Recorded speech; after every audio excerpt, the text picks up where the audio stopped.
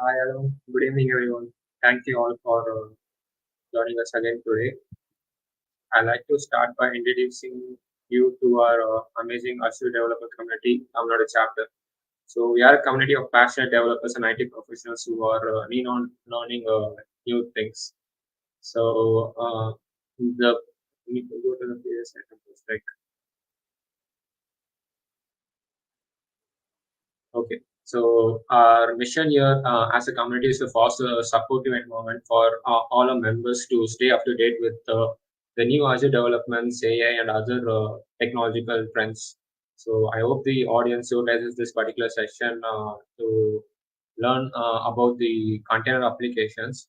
And I will also take some time to thank our organizers and volunteers for making this event happen. And also thanks to all our audience who took time from their weekend to attend this particular section and for supporting us. So now it is my great pleasure to introduce today's speaker, Santhosh. So he's an IT professional with 17 years of dedicated experience in cloud and infrastructure. So he also has a bachelor's in computer science engineering, and he mainly focuses on public and hybrid cloud. And he works extensively in designing and implementing cloud models. So today, Santosh is here to talk about the topic on Azure Application Gateway for containers. So this session will delve into the intricacies of using Azure Application Gateway to enhance the security of containerized applications. So I would like to encourage everyone to be interactive and post any questions if you have in the chat, and we'll address them during our Q&A segment. So I would like to give the stage to you, Santosh. Thanks, Navin. Welcome, everyone. I think I can probably say Vanakkam as well. I'm from Tamil, so I can speak Tamil. If someone has any question, you can just put it out in your own language. I don't mind. Thanks, now, Kishore, Navanithan, and the whole organizing team giving an opportunity to speak on Azure developers community. It's always good to be in the part of community with interacting with the people and saying. Just to getting into my topic today, it's Azure Application Gateway for containers, which will improve the security of the containers application when you're hosting in Azure. Um, just a bit of background. I think Kishore had touched up more, but I'll just give you background. I'm currently living in Melbourne, but I'm from Chennai. That's what I say to people generally, but when it's more in Tamil Nadu, so I'm from specifically from Kadalur district of Vadalur. That's where I been belong to. It's been 12 years now in Australia. I hold my Azure MVP for infrastructure, networking, and security. Um, as my area is mostly on infrastructure, hybrid, cloud, uh, last 18 years into the IT. And just I have my own blogging area where I just do my own research and put up my own thought process. What's happening in the new and what's coming out. Other than this technical thing, I have passion about cricket. That's it. Let's get into the topic. And before getting into the today's topic, I just want to cover up what the Azure networking services has been currently it's available and what's our area into this. Azure networking is the vital service which we need part of hosting any, let's say mostly in any services in Azure. So it has four components. One is protecting your application, connecting your connectivity from your on-premises to Azure. You want Express Route, VWAN, or VPN, anything. For the protection, you have DDoS protection, WAF, and Azure Firewall services. And to monitor, you have your Azure Monitor and Azure Network Watcher has been there. And the last is the delivery of your applications to an end customer, to the public world on the internet. That's our scope today, which is where application gateway falls in, Brento, CDN, load balancer. This all comes into the application delivery under Azure networking services. Our topic is Azure Application Gateway for containers. Before we get into that, I just want to give you a background of why this service is, what is this, and why it has been different from the existing services. There is an existing service which is called Azure Gateway for Ingress Controller. Quite who have been using their containers application AKS or container apps, they will be quite familiar with this. This was created in 2019 2020, which has been to allow the customers to leverage all the Azure native application gateway services for the containerized application. AGIC in the short term, it's updates application gateway so that the resources are specified in the ingress resources for exposing your application.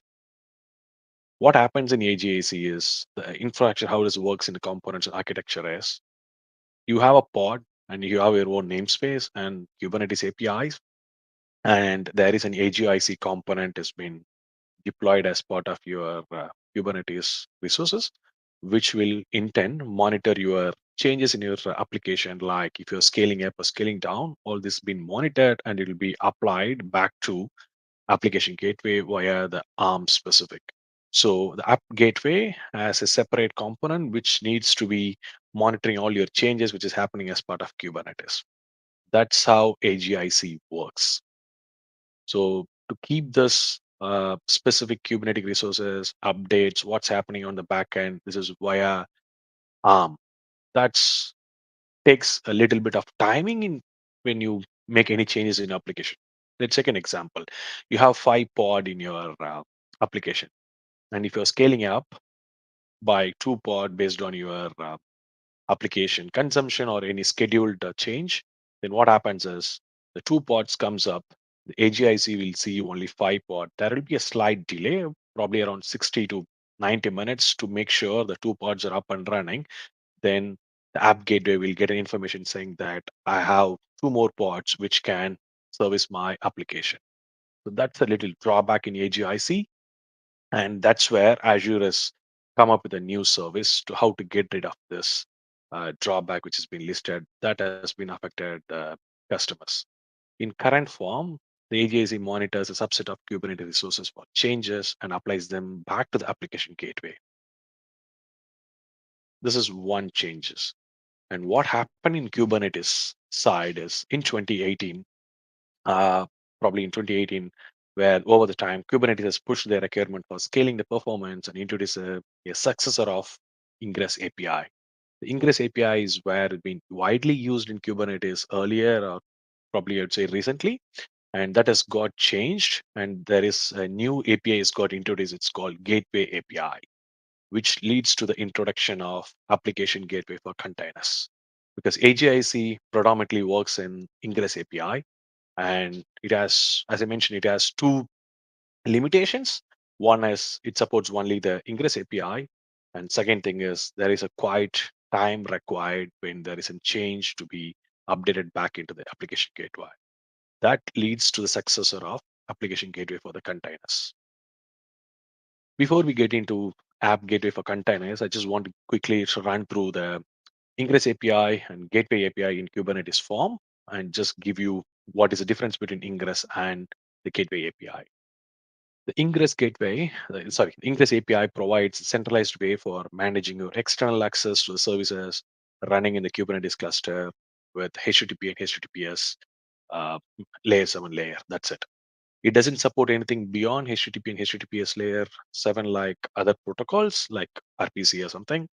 Instead, it just provides an individual load balancer per services, and Ingress provides a centralized mechanism to manage all the inbound requests to the backend application.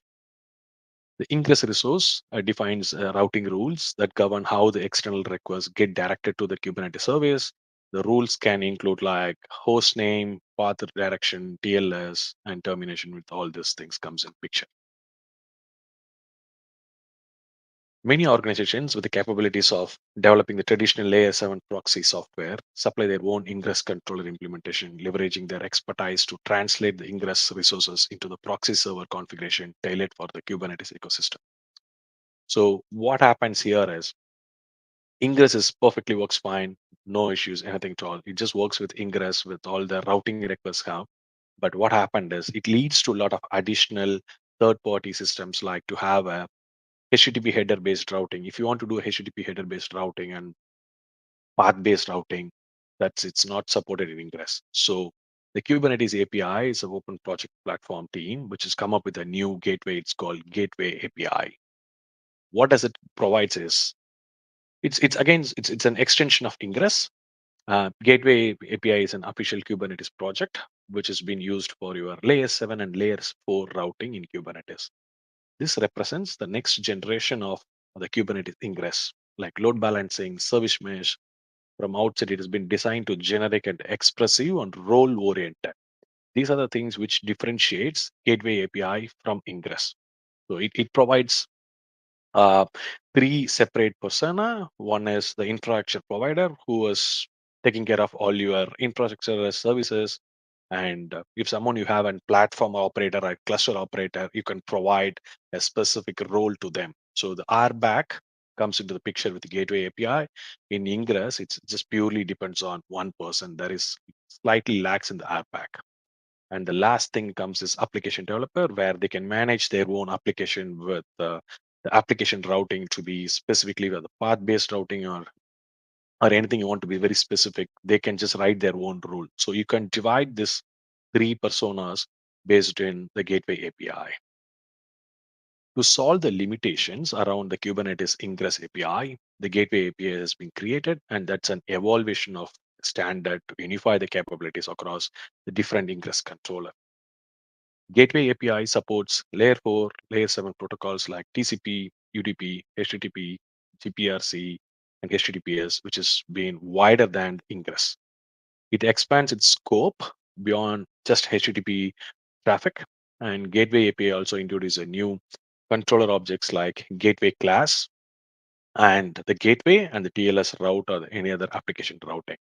So the three things which provides the RBAC for the three personas like infrastructure provider, cluster operator, and application developer. That gives them the individual way to operate in their own way. So there is no dependency across the three platform teams comes in the picture or the infrastructure team comes into the picture. Um, let's go to next slide, which gives you the difference between the Ingress API and the Gateway API. As mentioned earlier, Ingress is purely works with HTTP and HTTPS, and Gateway just works with all that protocol which supports in layer 4 and layer 7. On the traffic management, Ingress works only with a limited basic HTTP routing.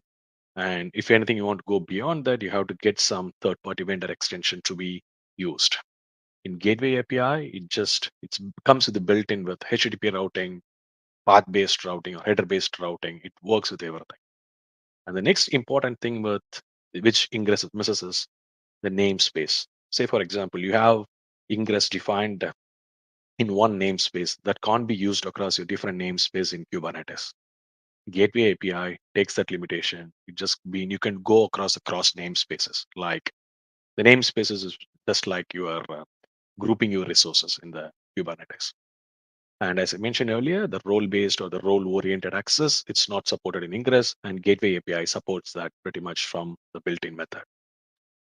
And the extension capabilities, you can just need to provide something with a custom or go for a third party in Ingress, and Gateway just been built with. And Gateway APIs provide some additional security, like it supports MTLS, the mutual TLS authentication. That's an additional advantage in using Gateway API. So just to summarize, Ingress and Gateway API, two APIs which has been used for exposing your applications in the Kubernetes. And the existing Azure Gateway Ingress controller supports only the Ingress Gateway. Now you might know the new service, the Application Gateway for Containers, which has been predominantly used with the Gateway API. So it takes out all the limitation. It just works pretty much with the Gateway API. Application Gateway for Containers is an evaluation in the next level of the load balancing services for the containers.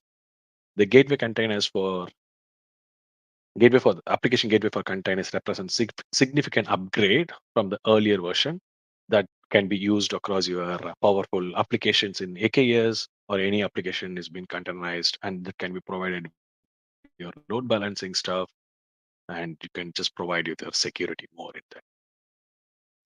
Application gateway is just works with your AKS, with your all your applications services, which has been part of Azure, and it has been launched with the new layer 7 load balancer, and it supports with layer 4 as well. It is an as a extension of your application gateway. If someone has used application gateway in infrastructure services for other application outside of containers, then you can pretty much use all your services which has been provided there, and you can just bring it for your containerized or Kubernetes application. Okay. Let's go. This is an architecture view where you see this. Let me just pinpoint with this way. So from the internet, the application request comes in from the end user, and it just hits your application gateway for the containers, and it just goes to your gateway API. Based on the gateway API with the application traffic routing, it just goes to the backend pod, whichever has been specified. And your cluster sits here in the boundary. In top of that, an ALB controller, the application load balancer controller, is dedicated. Two pods will be created within your cluster. It will be much resource consumption. What does this? It just monitors your changes in your cluster of Kubernetes and just puts back into the application gateway for container. If you remember exactly, in AGIC, I mentioned it just works in ARM. Here, there is no ARM. There is no Azure Resource Manager. It just works with the API. So there is no time lag. It's a real-time update goes back to the application gateway for containers. That's a key difference. It just takes out from AGAC, and that's how it stand out the differentiation from the existing services and what it brings up here. I just this orange traffic, the orange line item, that's the traffic flow, and this ALB controller, which you can see the blue line, which updates your configuration back to the application traffic management into that way. And in the backend, the resource management happens is this way with ARM, but there is no time lag. It just goes with the Kubernetes Gateway API. It's pretty much fast as quick. What are the key features? What does it brings to the table for an end user or an application platform administrator? It provides a real-time performance. As I mentioned, it just gets you to the best performance, no lag. It's a real-time update, achieving near to real-time update convergence to reflect or based on the changes you do as part of your pods, your routes, your probes, or all other load balancer configuration, you make an update, everything it just goes back in real time. The second biggest benefit is the scaling. In AGIC, the application gateway for ingress controller, there are some limitation on your scaling, and it is taken out from the AGCA. And in addition to that, the limitation, it just provides an availability zone resiliency wherever the Azure region provides an availability zone, you can just deploy Azure Application Gateway for containers with availability zone. It just provides a much resiliency with your high availability. And the third option is the deployment. It provides two options for your deployment. The first one is your bring your own deployment. The second one is managed by the ALB controller. The bring your own deployment is pretty much where you have your AGIC and you want to bring AGC, the application gateway for container, like your migration path. That's pretty much is bring your own deployment. You just deploy your AGC and you already have our existing AKS, which runs your ingress. You want to convert it to the gateway API that matches your bring your own deployment. It's a two-way of deployment where you deploy your AGC separate and you deploy your Kubernetes resources separate, and you just match them both for your end user application. The second part is the managed by ALB. That's an application load balancer controller. What happens is, as part of your deployment in your YAML or Kubernetes resource, you just deploy application gateway for containers as part of your deployment. That's from the greenfield. Or if you want to use a greenfield, that's pretty much the second option, managed by ALB controller. That's a two difference of deployment. One is bring your own, and second one is which the Kubernetes resource manages everything for you in the Azure. The next one is Gateway API. As I mentioned earlier, the AGC has been purely built on Gateway API. In saying that, it still supports ingress. So Azure has come up with it can support in two APIs like Gateway and ingress. And the next one is the traffic splitting, the URL rewrite, the header rewrite, the path-based routing. It's all been supported as part of application gateway for the containers, which has been lacking in AGIC, and that has been because of the gateway API support. Once its gateway API has been supported, it just works with inbuilt function. The last one, it's an additional security feature which provides a mutual authentication to the backend target from the end user uh, accessing your portal to the backend target of your resource like a pod and Kubernetes thing. It has a mutual authentication, which MTLS. It's an additional security feature which brings you to the table for your benefits. The next slide speaks about the application gateway for containers and its components. As I showed you earlier, the architecture, how the traffic flows from the end user to the application gateway for containers, then it passes back to the resources. There are a few components which is being taken care by Azure on behalf of you. The first part is a control plane. That's the overall picture. The application gateway for containers is an Azure parent. The control plane is an Azure parent resource that deploys and it takes care of orchestration and configuration based on your customer, whatever the customer is provided as part of the record. The second component is front end. It's an Azure resource, like which defines the entry point for the client traffic. That will be your full FQDN. If you translate that into a DNS, you'll be using this full FQDN, which can be referenced for your CNAME record. That will be your end user access path. The front end defines the entry point or the client traffic, which should be hit by the application gateway for containers to accessing your application, which has been exposed in the internet,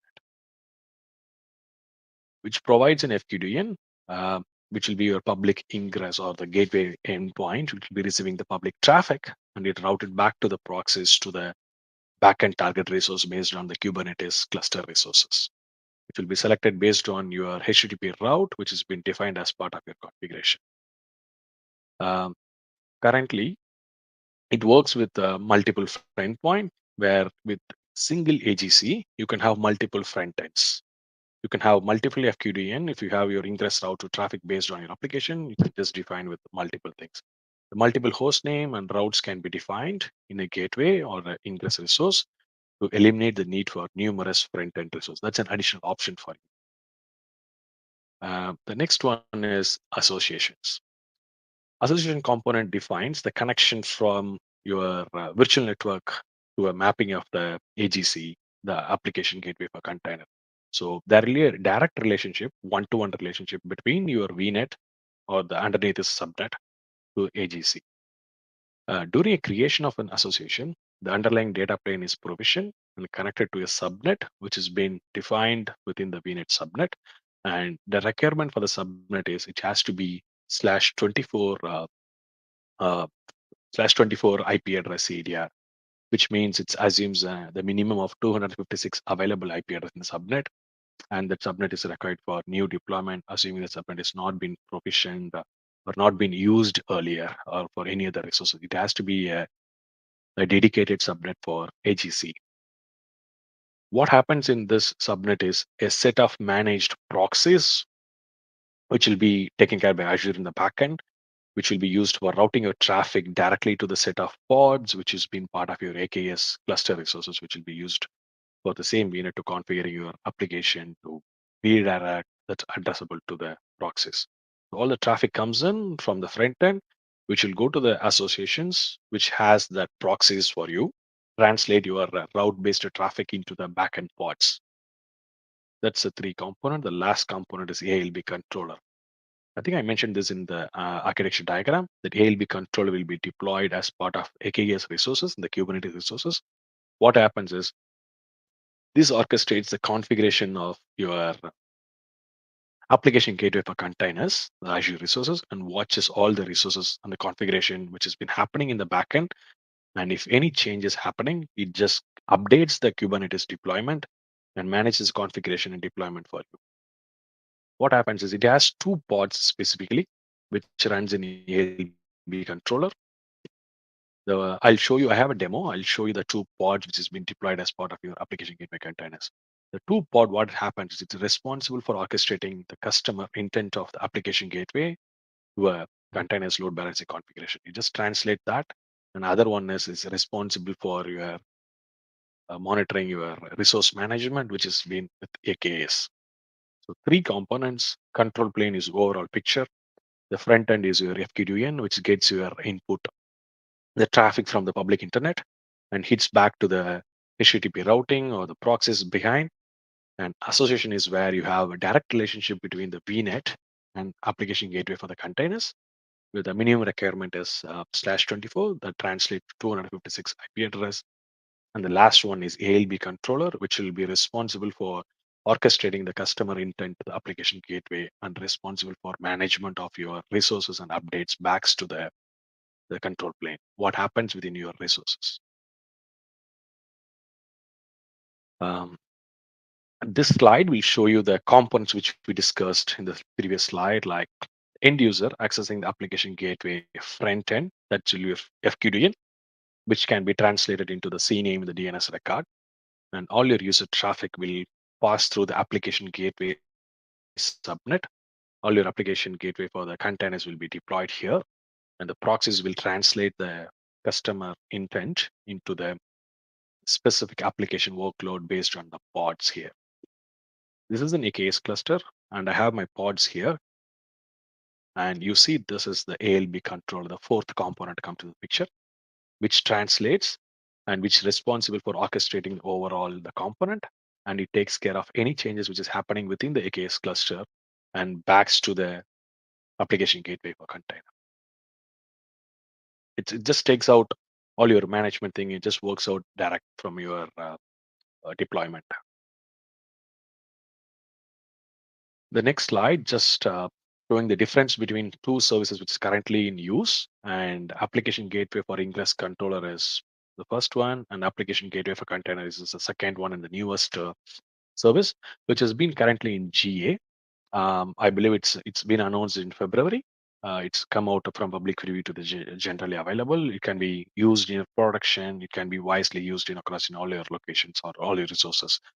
Um, as these features, which I've been discussing as part of this session, you can list out here like support for ingress. Yes, both supports for ingress, and support for gateway API is only supported in the gateway for containers, not in AGIC, the older version, I would say. And end-to-end TLS, yes, perfectly works in both. TLS termination perfectly works in both. The pathway-based routing, yes, it works for HTTP only in AGIC, and anything above like header-based routing, method-based routing, it doesn't support in AGIC. You have to look for application gateway for containers. The additional, or I'd say the added security feature like mutual TLS, it works in application gateway for containers. Traffic splitting, it works in AGC, it doesn't works in AGIC. That's it at the moment for this. The next slide, which provides you, if you are a customer who is currently using AGIC, and if you're looking for a path to migrate to the application gateway for containers, then this is slide is for you. Actually, just to be aware, the AGIC is still running. It's not taking out from Azure. If you want to using it, you can happily use that. No need to rush into migration path or something. This slide is just purely if someone wants to use the gateway API and get out of the ingress API, then you have to look for a migration path. This is an example. Say this is your application gateway, that's AGIC, the older version. And if you're using that, what you have to do is you have to install your application gateway for containers ALB controller.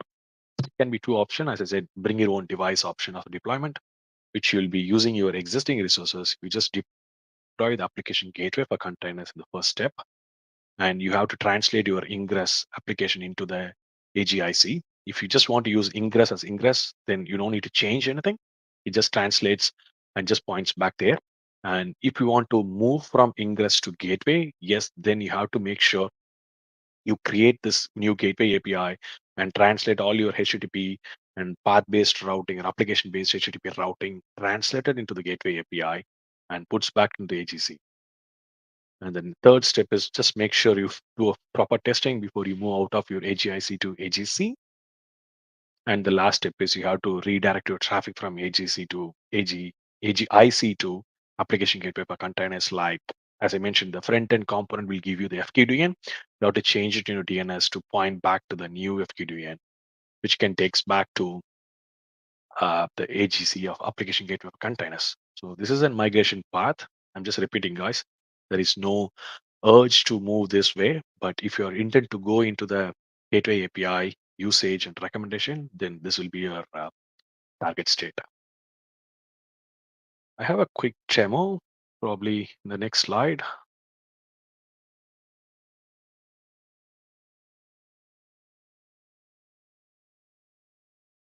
Not sure this works, or I can share my demo. I have a recorded demo. but I'm not sure this is going to work here.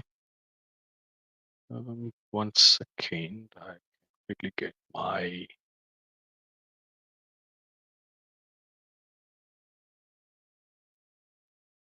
record demo.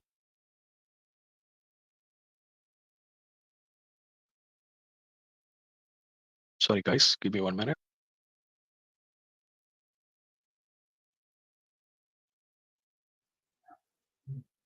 This time, like, if anyone have any questions, you can In the post meantime, in. yeah, if you have any questions,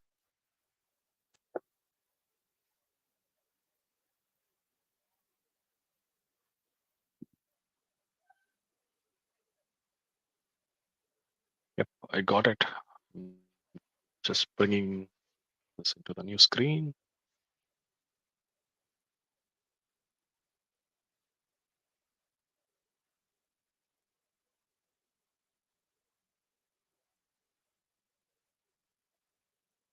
I think I need to share the screen again. Is it okay, Kishore? Yeah, you can share the screen again.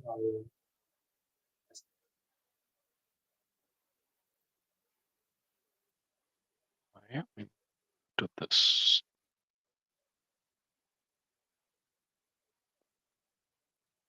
Okay, this is taking. Are you able to see my screen now? The previous screen is only like one in the Okay, idea and one. fine. I sorry, man. I think I need to stop this screen sharing. I have to do it again once again. Okay. Yep, I got it now.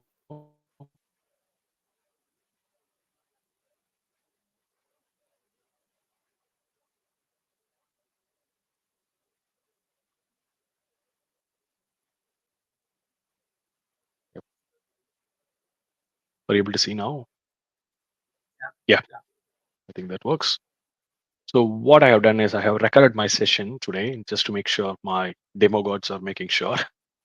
So if you look at here, I have deployed my application gateway for containers, and I have my Kubernetes cluster has been deployed as part of my Azure subscription. I'm just showing you the 2 ALB controller. That's the fourth component as part of the AGC, which has two pods. One pod will make sure your changes has been updating, and second pod will just be making sure your application has been getting redirect to the pods. So that's where the two pods. And I'm just getting the gateway class. As I mentioned, there is a three component, like it has gateway and gateway class and HTTP route. I'm just making sure my gateway has been deployed in perfect manner, just making sure it's been working. That's I'm translating that into the YAML file, and I'm just making sure my kubectl command works in a perfect way to make sure my Azure Application Gateway for containers has been deployed.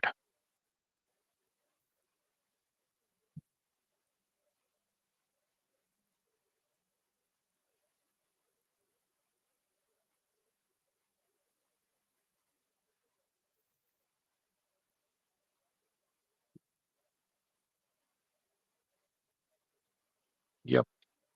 Um, this command, what it does it makes is it just makes sure my Azure Application Gateway has my gateway API, and it is the last C thing is just making sure it's been true. It says succeeded. That makes sure my application gateway for containers has been deployed in proper way. In the next step, what I'm going to do is I'm going to fetch the full FQDN. If you see here, I have three pods has been deployed in my AKS cluster. And what I'll do is I'll just go and get my FQDN to access my URL, and I'll try to do a demo of making sure it's been scaling up and scaling down to make sure the application gateway for container has a real-time update and there is no lag in the time size. I'm just accessing the FQDN, the application URL, which will just go and fetch my pod, and it just provides what's my pod name. It's just a simple application just for a quick demo.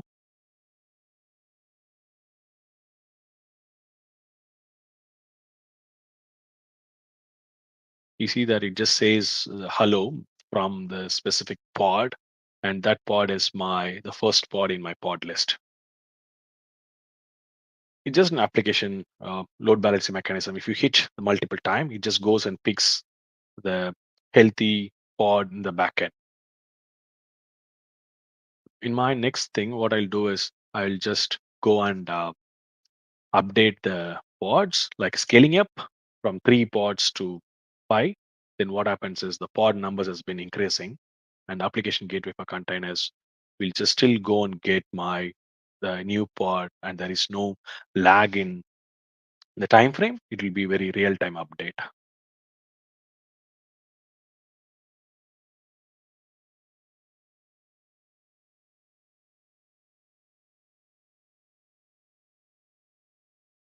Yep. So that's how it works. So it's pretty straightforward with the YAML file. I just deployed my application gateway containers and I deployed my AKS, and you can just go and scale up, scale down your apps, and it works in pretty much that way. I think that's it with me on the slides and the demo, guys. I think I'm pretty little early to the party. I think. Any questions or any comments, guys? Please, if any questions that we post, chat. And if possible, Satish, could you share this demo video with us, to, like, where we could share it with all the community members? Yep. Sure. Yep, I can send you that. I'll send you the slides as well, Yeah, that would be and really it has the demo in the slides as well. I can share with that. yeah. Okay. Okay. Cool. I think pretty much that's posted a question. Yep. Hi, Hari. I think that's a good question. A good pickup actually. WAF is not currently being supported in AGSC. I'm hoping that should be come out sooner. The product team will release it probably in the sooner path. That's in the roadmap. It's not WAF is not supported at the moment. That's a good pick. Thanks, Hari. Thank you for the question, Hari. So, any more questions? Okay.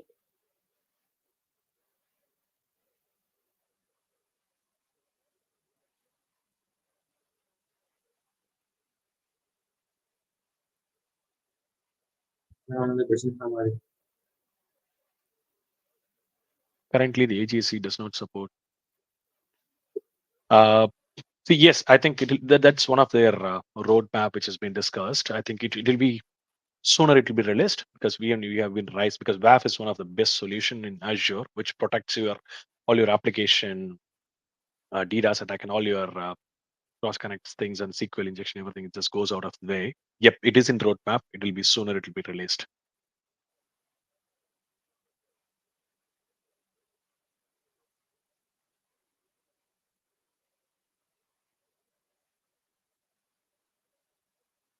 There are quite a few future updates. It's in the plan and it has in roadmap, which will be released within this financial year. I think Microsoft will be working into their roadmap plan.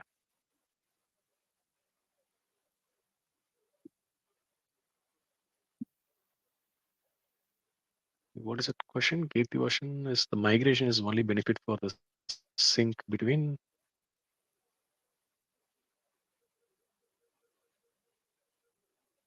I didn't get that question fully.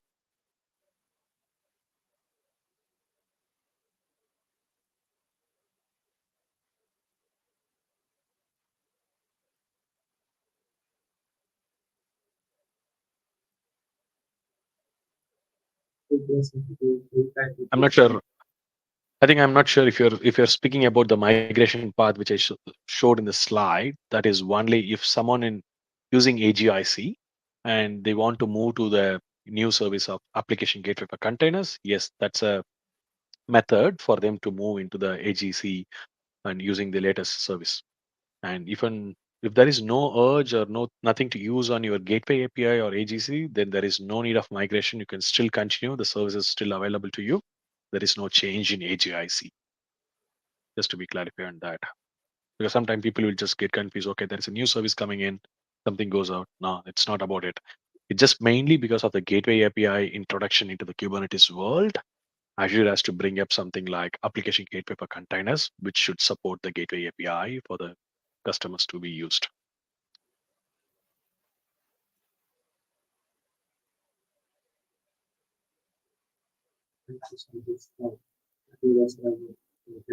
Okay. Diagnostic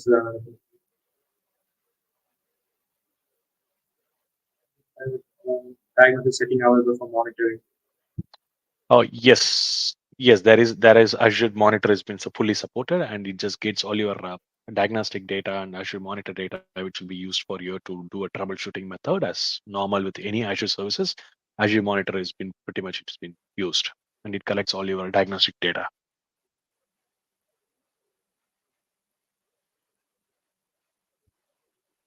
I think Kirti, I think I picked your question correctly. Thank you.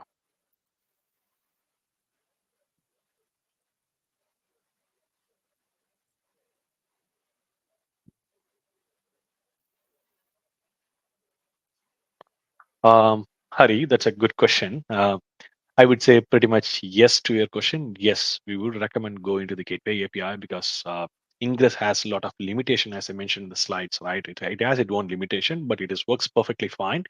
But if you're looking way forward, then its Gateway API is your way forward to move ahead.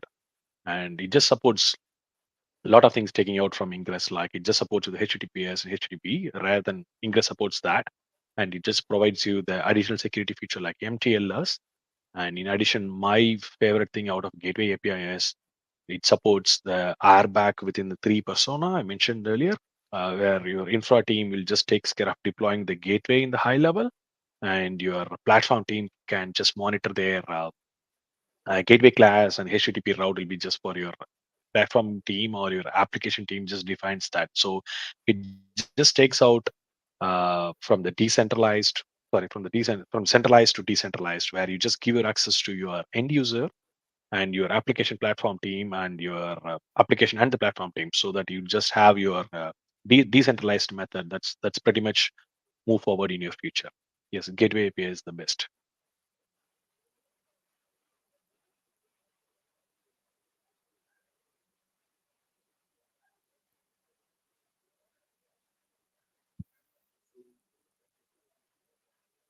Any more questions? Thanks, Eri. Thanks for nice questions. Actually, I really enjoyed it.